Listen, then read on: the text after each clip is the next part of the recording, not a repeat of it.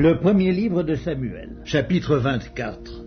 De là, David monta vers les lieux forts d'En-Guédi, où il demeura. Lorsque Saül fut revenu de la poursuite des Philistins, on vint lui dire, « Voici, David est dans le désert d'En-Guédi. » Saül prit 3000 hommes d'élite sur tout Israël, et il alla chercher David et ses gens jusque sur les rochers des boucs sauvages. Il arriva à des parcs de brebis qui étaient près du chemin, et là se trouvait une caverne où il entra pour se couvrir les pieds. David et ses gens étaient au fond de la caverne. Les gens de David lui dirent, « Voici le jour où l'Éternel te dit, je livre ton ennemi entre tes mains, traite-le comme bon te semblera. » David se leva et coupa doucement le pan du manteau de Saül. Après cela, le cœur lui battit, parce qu'il avait coupé le pan du manteau de Saül.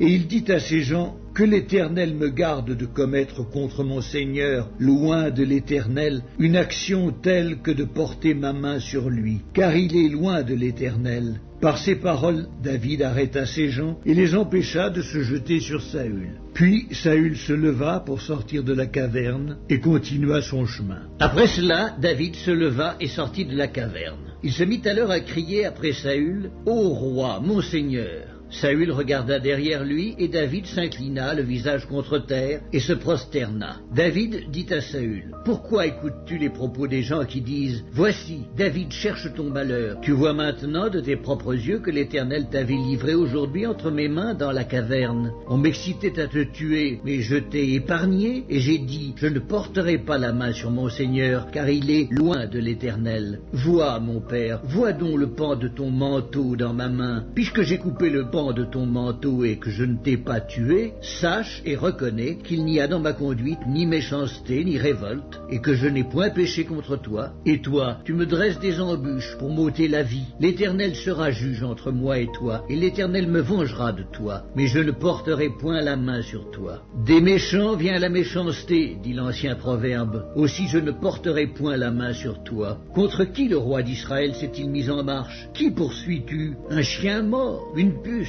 L'Éternel jugera et prononcera entre moi et toi. Il regardera, il défendra ma cause, il me rendra justice en me délivrant de ta main. » Lorsque David eut fini d'adresser à Saül ces paroles, Saül dit, « Est-ce bien ta voix, mon fils David ?» Et Saül éleva la voix et pleura. Et il dit à David, « Tu es plus juste que moi, car tu m'as fait du bien et moi je t'ai fait du mal. Tu manifestes aujourd'hui la bonté avec laquelle tu agis envers moi, puisque l'Éternel m'avait livré entre tes mains et que tu ne m'as pas tué. Si quelqu'un rencontre son ennemi, le laisse-t-il poursuivre tranquillement son chemin? Que l'Éternel te récompense pour ce que tu m'as fait en ce jour. Maintenant, voici, je sais que tu régneras et que la royauté d'Israël restera entre tes mains. Jure-moi donc par l'Éternel que tu ne détruiras pas ma postérité après moi et que tu ne retrancheras pas mon nom de la maison de mon père. » David le jura à Saül. Puis Saül s'en alla dans sa maison, et David et ses gens montèrent au lieu fort.